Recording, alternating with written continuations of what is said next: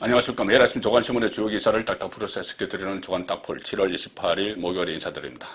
자, 윤석열 대통령과 권성동 원내대표 겸 대표직무대행 사이에 오고 간 문자를 놓고 이 민주당 그리고 일부 진보 성향 언론은 이것을 문제를 확대시키면서 확대 재생산하면서 계속 마치 큰일이 난 것처럼 상당히 이슈화를 시키고 있습니다. 자, 그렇지만 윤석열 대통령은 이 문제에 대해서 아직 이렇다 할 말을 하지 않고 있습니다. 어떻게 보면 사적인 이 문자 내용이 권성동의 부주의로 인해서 노출된 것에 대해서 일일이 의견을 낼 필요는 없겠죠. 자, 그보다는 지금 여러 가지 경제 문제도 그렇고 물가 문제, 또 코로나 확산, 그리고 어제는 또 김정은 북한 국무위원장이 협박을 했습니다.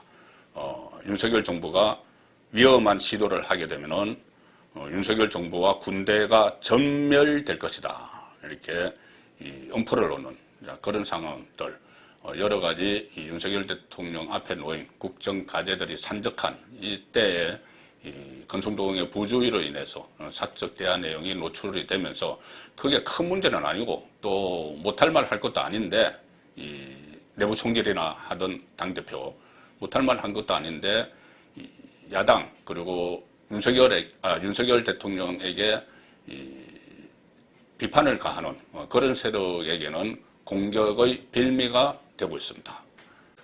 이 대통령의 문자 문제는 어쨌든 큰 파장이 일 것으로는 예상되지 않습니다. 찻잔 속의 태풍 정도로 끝날 것 같은데 결과적으로 이준석의 입지만 좁아지게 됐죠. 윤심이 이준석을 불신한다. 이런 부분들이 밝혀졌기 때문에 앞으로 이준석은 또 이 사법 리스크도 있습니다. 그 경찰의 수사 결과가 발표가 나고 검찰의 기소 의견으로 송치를 하고 이렇게 되면은 당원권이 완전히 박탈당합니다. 그렇게 되면은 이 정치 생명, 이준석의 정치 생명도 마감될 그럴 가능성이 높은데 지금 이 윤석열 대통령의 문자를 놓고 호들갑을 아주 떠는 언론사가 있습니다. 진보 성향의 언론이죠. 마치 호재를 만난 것처럼 이 기사를 일면 토업으로 계속 실으면서 마치 큰일이 난 것처럼 이렇게 부풀리는 그런 언론사가 있죠. 경향신문과 한겨레신문입니다. 경향신문은 일면 톱입니다. 여권 뒤흔드는 윤 대통령 문자, 별로 뒤흔들리지도 않고 권성동 책임론 이것은 지금 강하게 제기되고 있죠. 자, 그것을 여권 전체가 마치 크게 흔들리는 것처럼 윤석열 대통령 지지율에도 영향을 미치는 것처럼 자, 그렇게 과장해서 기사를 쓴 겁니다. 권성동의 내부 총질 언급 파장 확산, 대통령실은 유감 표명에 거쳤다. 윤석열 대통령 침묵에도 여권 내용 수습 불가, 아예 수습 불가 이렇게 답니다. 지지율 회복도 먹구름, 경제 민생 메시지는 묻히고 지지율 하락 요인이 더해지며 또다시 윤 대통령 리더십이 불안정한 국면에 들어서길 바라는 거겠죠. 윤 대통령은 다시 국정 운영 동력이 꺾일 위기를 맞았다. 이날까지 4차례 비상경제민생회의를 직접 주재하면서 민생 경제 메시지를 내는데 주력하고 있지만 문자 파문에 묻혀 빛을 보기 어렵게 됐다. 문자 파문에 이런 경제위기 대응 방안들을 강구하는 것을 이 문자 파문으로 묻어버리고 있는 것이 경향신문 자체죠. 경향신문을 이렇게 묻어버리고 있는 겁니다. 그러면서 이 악담도 계속하고 있죠. 30%대 초반에 머물러 있는 지지율 반등 기회를 잡는 일도 당분간 녹록치 않을 것으로 보인다. 악담입니다.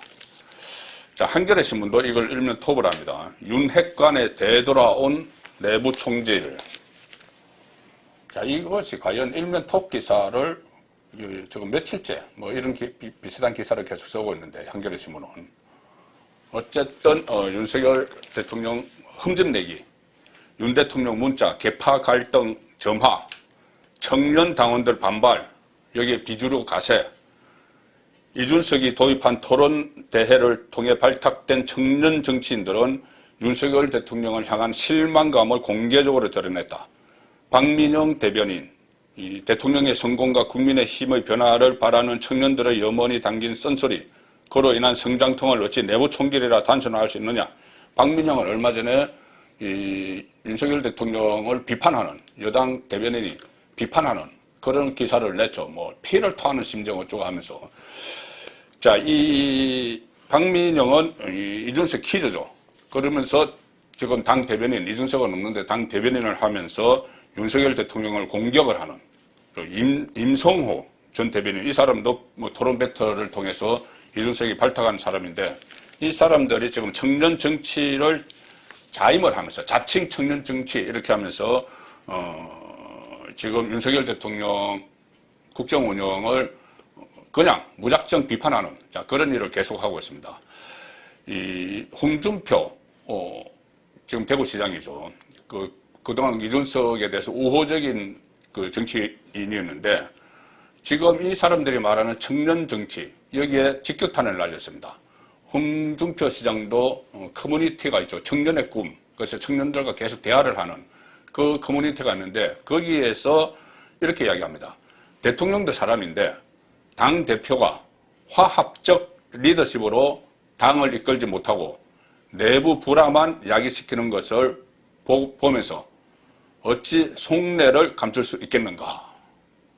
내부 총질 그 단어를 이야기하는 겁니다. 그러면서 대깨준 이 사람들입니다. 대깨준 대가리가 깨져도 이준석 대깨준은 아직 세상 이치를 깨닫지 못하고 있다. 자, 그래서 그래도 한겨레 신문이 분석을 제대로 한 게 하나 있네요. 이준석이 결국 고리문에 처할 것이다. 파문 이야기까지 지금 나왔습니다. 한겨레 3면 보시면은 윤 대통령의 저격당한, 자, 뭐 이 표현은 참 저격당한이라는 표현을 썼지만 어쨌든 이준석 당대표 복귀 가물가물.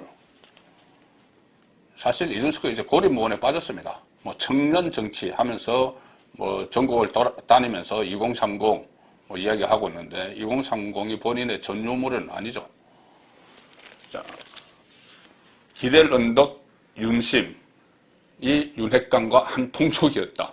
자, 그동안 이준석은 윤석열 대통령과 소위 자기가 이름 붙인 윤핵관, 친윤, 장제원, 권성동 이 의원들을 분리 대응했죠. 윤핵관이라는 사람은 막 공격을 하면서 대통령을 제대로 모시지 못하고 있다. 대통령의 어중은 그게 아니다 하면서 윤석열 대통령과 김건희 여사에 대해서는 무조건 막 옹호를 하는, 그래야지 본인이 살아남을 수가 있다고 판단했기 때문에.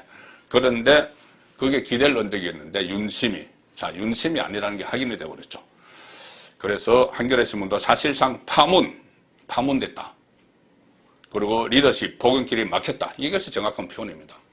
그리고 당내에서는 이런 이야기가 나옵니다. 청년 규합에서 반윤 구심점 노릴 듯 이준석이 이미 당내는 친윤계가 주류인 상황에서 이준석의 리더십이 재작동할 가능성은 작다.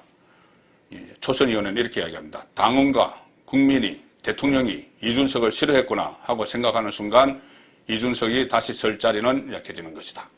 자, 그런데 청년들을 규합해서 반윤 구심점을 노릴 것 같다. 이런 분석이 나온다는 겁니다. 과거에 이준석이 취임 1주년 때였죠. 협박을 하나 한 게 있죠. 나를 흑화되지 않게 해달라. 흑화. 이게 게임 용어입니다. 모바일 게임 용어입니다. 이준석은 게임 용어를 많이 쓰죠. 흑화, 까맣게 된다는 것은 이 게임에서 내 아군 캐릭터가 적군 캐릭터로 변할 때 그때는 엄청난 파워가 생긴다. 자, 그러니 내가 흑화되면은 윤석열 대통령을 막 공격할 것이다. 그때는 엄청난 파워가 생긴다. 이런 의미를 가지고 지금 이야기를 했던 건데 지금 본인은 아마 그 생각을 하고 있는 것 같습니다. 하긴 이 한겨레도 이런 이야기를 했습니다. 박근혜 전 대통령과도 선을 그었던 사람이다. 박근혜 키조로 정치권에 들어와서는 나중에 이 박근혜 정권 초기 때 호가호위하면서 뭐 성접대 의혹까지 있는데 나중에는 이 정치적 이해에 따라서 박근혜 대통령 탄핵에 찬동을 하는 그런 행태를 보였죠. 뭐 이준석은 이제 정치 생명이 거의 뭐 마감된다. 저는 그렇게 보고 있고, 문제는 권성동입니다. 권성동. 자, 오늘 모든 언론에서 이 이야기를 썼는데 원내대표가 3개월 동안 하면서 사과만 3번 했다. 제가 삼진 아웃 이야기를 했죠. 리더십 잃고 리스크가 된 권성동. 리더십은 이제 잃어버렸다. 리스크가 됐다. 권성동 리스크. 자, 삼진아, 첫 번째는 검수완박, 그 법안 민주당과 덜컥 합의를 해서 이 역풍을 맞았죠. 두 번째는 사적 채용 논란이 일어났을 때 국어 공무원 가지고 뭘 그러느냐. 장제원에게 압력을 넣었다. 이런 말로 또 상당한 부담을 줬습니다. 거기다가 또 하나, 이 아래 기사 보시면은 문자 속 강기훈, 이 대통령실 동명 행정관, 이 기사가 하나 있습니다. 문자, 이 윤석열 대통령에게 보낸 문자 안에서 강기훈과 함께 뭐 이런 그 글자가 있었죠. 그래서 강기훈이 누구냐? 강기훈이 누구냐? 이런 이 논란이 일어났는데, 이 강기훈은 이준석 국민의힘 대표를 대체할 대체제가 아니냐, 이런 분석까지 나옵니다. 권성동이 그렇게 생각을 하고 있다는 이야기죠. 자, 그러면은 도대체 권성동은 강기훈이라는 인물을 대체제로 띄우기 위해서 일부러 이 문자를 노출을 했다. 뭐 이런 분석까지 지금 나옵니다. 본인이 이준석을 대체할 사람을 윤석열 대통령에게 추천을 하려고 했다. 이런 분석이 나오는 거죠. 왜 그러냐면은 윤석열 대통령과의 텔레그램 대화방에서 강기훈과 함께라고 적는 모습이 언론에 내출이 됐죠. 그런데 당시 화면 속에 자동 문자 입력창에는 들어간다, 이 문구가 적혀 있습니다. 그래서 강기훈과 함께 대통령실로 들어간다, 그래서 뭐 대통령과 만난다, 뭐 이런 그 뜻이 아니냐, 이런 분석이 나오는 겁니다. 지금 대통령 비서실에 강기훈과 같은 이름을 가진 사람이 지금 근무를 하고 있고, 그런데 그 사람이 문자에 등장하는 강기훈과 동일 인물인지는 지금 확인이 안 됩니다. 기획비서관실에 있는데 일정 관리, 조정 업무를 보좌를 하고 아직 정식 발령은 나지 않은 상태다. 그런데 임명 절차 중인데 일정을 짤 때 젊은 층의 여론을 반영하는 그런 역할을 한다. 1980년생이고 강경 우파로 불렸던 자유의 새벽당, 창당 발기인, 뭐 이런 이력도 있는데, 어쨌든 뭐 이런 1억은 1억이고, 권성동이 또 이준석의 대체제라고 하면서 본인과 친한 가까운 인물로 알려져 있습니다. 대선 캠프에서도 일을 했다고 하는데, 본인과 친한 강기훈을 데리고 또 대통령에게 가서 또 소개를 하려고 했는지, 자, 그런 부분들도 여전히 의혹으로 남아있는데, 권성동은 자세한 문제에 대해서는 프라이버시를 내세우면서 이야기를 안 하고 있습니다. 그래서 이 강기훈이 그 비서실에 있는 강기훈인지 아니면 다른 사람인지도 지금 확인은 안 되고 있는 그런 상황이죠. 자, 오늘 민주당은 예비 경선을 치릅니다. 지금 당대표 경선에 8명이 출마를 했는데 3명으로 출연해죠. 이재명은 뭐 확실하고 1강 7약, 8명 1강 7약. 1강, 유일한 1강은 이재명, 한겨레신문 기사입니다. 반전 없는 민주당 예비경선, 이재명 외 2명은 누가 될까? 자, 이재명은 뭐 당연히 어대명 하니까 이재명은 선출이 되겠죠. 오늘 8명 중 3명 뽑는 컷오프, 국회의원, 지역위원장, 지방자치단체장이 중심이 된 중앙위원 383명이 70% 투표하고 일반 국민 여론조사 30% 반영해서 본선 진출자를 가리게 되는데, 자, 이재명은 한겨레신문에 이런 기사가 있습니다. 컷오프 통과가 확 실질되는 이재명 의원은 부자 몸조심에 나선 모습이다. 그런데 이재명이 부자 몸조심, 민주당 안에서는 통할지 몰라도 지금 경찰의 수사에 의해서는 한꺼번에 무너질 수가 있죠. 그 상황에서 또 다른 의혹도 하나 나왔습니다. 자, 유독 왜 이재명과 관련된 여러 가지 사건 주변에 있던 사람들이 스스로 극단적인 선택을 하거나 숨진 채 발견되거나 이런 일이 계속 있었죠. 네 번째. 자, 중앙일보 사이면 기사 보시면 김혜경 북하 이 수사를 하는 참고인이 또 숨진 채 발견이 됐습니다. 이재명 의혹 네 번째 죽음. 자, 무엇을 그렇게 감추고 싶은 게 많은 건지, 누구를 보호를 해야 되는 건지, 그런데 이 경찰 조사를 받았던 40대 자택에서 사망을 했는데 지금 전직 그 공무원 그 배모 씨 있죠. 배소연 씨. 배소연 씨의 지인이다. 그 법인카드를 가지고 5급 공무원 계속 그 7급 공무원에게 이것저것 막 시켰던 그 배 씨의 지인입니다. 아는 사람입니다. 그런데 경찰에서는 피의자로 전환될 정도의 인물도 아니고 중요한 참고인도 아니었다. 그런데 일단 외부 침입 흔적이 없는 점을 미뤄봤을 때 극단적 선택을 했을 가능성이 높다. 이재명이 연루된 의혹과 관련한 주검은 이번이 4번째입니다.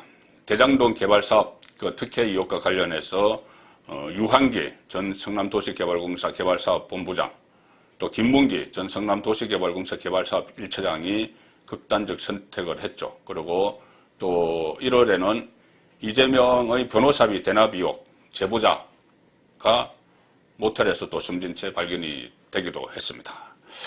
자, 이런 의혹들을 잔뜩 안고 이재명이 당 대표가 될 가능성이 높습니다. 그렇지만 이 경찰 수사가 지금 법인카드 같은 경우 이 문제의 법인카드 같은 경우에는 8월 28일 전당대회 전에 8월 중순에 수사 결과를 발표를 한다고 하니 이 전당대회가 민주당 전당대회는 그것 때문에 난장판이 될 수도 있죠.